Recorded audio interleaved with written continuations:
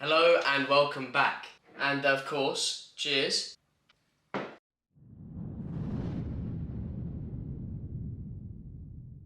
Today's video might be one that people have been thinking will come up for a while now. I promised a few weeks ago that in continuation as a side quest, so to speak, of Tom at Opals series of $150 to 10k stone. The side quest being that I am going to finish up cutting and polishing some of the opals into pieces that would be ready to set into jewellery. And that's today's video. Here's the game plan for the stone. So you may recognise this piece from Tom's video from the start of this series for the $150 to a 10k stone. What I'm hoping for today is that this sand comes out the face as much as possible, and I'm hoping for a larger stone on this side. There might be something I can make from this side, but I'm not too sure yet. I'm going to focus on obviously the larger of the two. Now, as you can see, the sand does go all the way through, so I won't be able to make one large stone. It will have to just be one large one on this side and maybe a smaller one on this side. This black spot here is a bit of concern, but when you look from the side, it doesn't look like it goes all the way through, so that should hopefully come out. But obviously, bits like this top bit of sand there, and things like here, we're hoping it clears up just enough to the point where I can make a larger stone as possible. And again, if anything comes from this small side here, then even better. Now that you know the game plan, of course, as always, we're going to need the lucky hat, because if we're hoping for sand to come out of the face, we're going to need everything we can get. So let's jump across to the cutting machine and let's get rid of that sand, at least we hope. First point of action is to take the sand out of the edges, and that involves just grinding down until the sand is gone. Because it goes all the way through, I have no choice but to grind the whole bit of this stone away.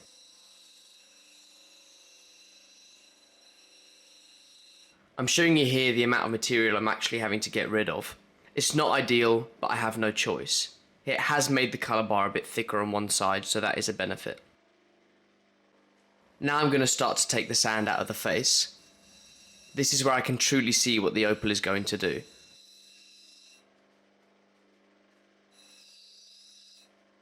As you can see, the sand might be coming out a little bit, but the colour is getting weaker. I'm going to clean up the back a little bit here first before then moving on, because it's just a bit easier to have a more balanced stone first. Now that I've ground a bit of the stone away on the wheels, it's taught me a few things. First of all, my gut feeling about slicing along this line of sand to save some stone here just isn't going to be worth it. First of all, the colour bar is very thin on this side, and normally that's not a problem for me, but there are inclusions still. The sand comes very far in here and it has a black dot of potch there. So there just really isn't anything to play with. On this side, of course, the sand just encroaches way too far, so I'm going to have to grind all of that away, and that'll leave me a stone like this. We all know that an oval is the best shape to go for when it comes to cutting opal. Now, if I have a stone that's just there, it makes you think, can I make an oval and take out this black spot? Underneath the stone, I'm starting to see black start there. So there could be a tunnel of it running from top to bottom. I'll only find that out when I grind a little bit more on the wheels. Speaking of grinding more on the wheels, here I am on the 80 grit, just melting through the unnecessary material. Now it's time to pre-shape. Here we are with a rough pre-shape on the opal. You can see that black spot is still there in the face, so it's time to try and take it out.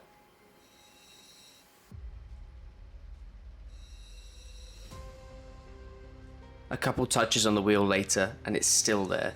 Opal is full of surprises. I'm just going to let this one play out so you can see if the black spot disappears or not.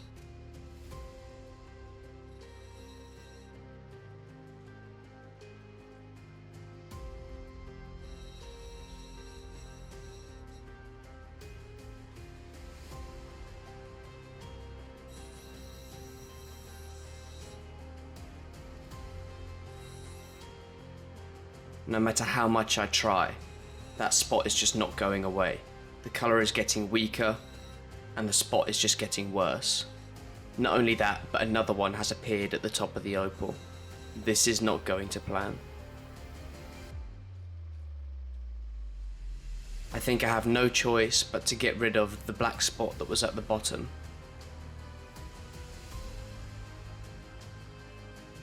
And go for a new, smaller opal.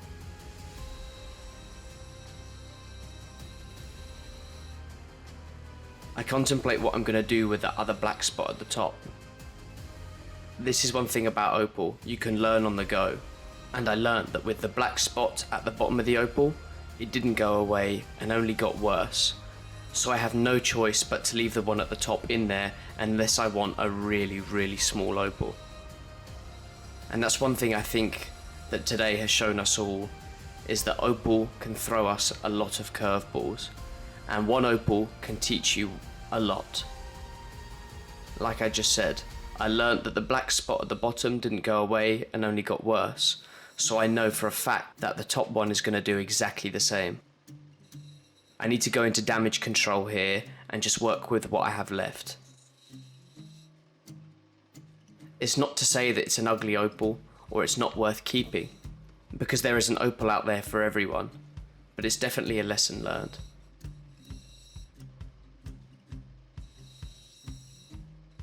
I'll work with what we have left, smooth out the back, and begin to roll the setting edge. Now there's no denying that this is a beautiful blue, but the cutting isn't quite going to plan. We've got sand spots appearing again, and black spots that aren't disappearing. I think we're going to have to go into damage control and just cut and finish what we have left.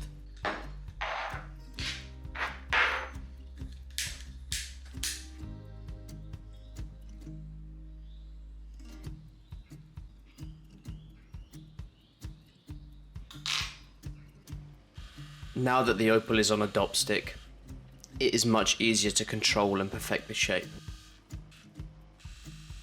I say this every time, but it's so important to have an even dome on the opal. When a jeweler comes to set it, there's nothing worse than having an uneven dome.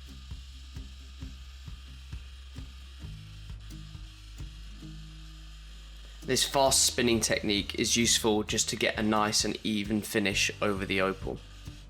I of course have to repeat the steps on the 600 grit wheel, making sure all the scratches are out, giving it a nice pre-polish.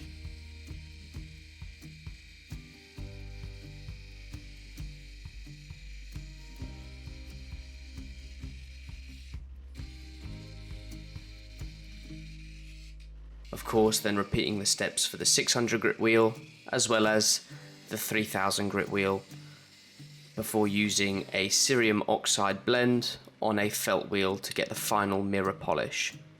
I love this stage.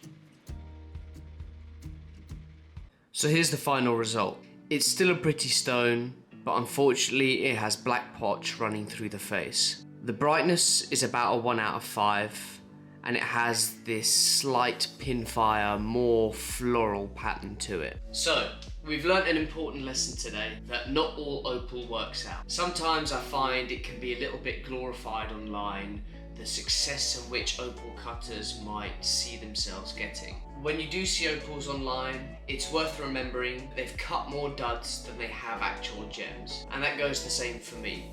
You see a lot of successful cuts on this channel, and I don't know why I've done that, but they have been successful. And I haven't actually really shared with you times where it hasn't gone to plan. As I say, it's more often than not gone to plan. And that's the risk you run with cutting opal. I've said it before, and I'll always say it, cutting opal is a gamble. It's an educated gamble as long as you know what you're looking for. It's not an ugly stone, it's an opal with character. It's got blue-green colour. Sure, the brightness isn't amazing and it does have potch in the face, but at least there's a finished stone from it. So you've got to see the positives. We've got a finished opal that no doubt weighs over a carat. I haven't actually weighed it, so let me do that now. This is where I look stupid if it doesn't weigh a carat. I know what I'm on about. It weighs 1.42 carats, so just shy of a carat and a half. It's a meant to be opal. It has some value. I mean, the value I put on it personally, again, as a wholesaler, I don't think I could sell that for more than 30 quid, 30 pounds in US dollars, etc. I'll put it all on the screen for you. So it still has some value, but if it was cleaner and brighter, then obviously it'd be worth more. You can't win them all, but at least it's not 0. So we'll take it. As always guys, I appreciate you watching. Thank you for tuning in. Drop a comment down below with what you thought. Like the video if you've enjoyed watching it. And remember to subscribe for weekly opal content. And as always, I'll see you in a week's time.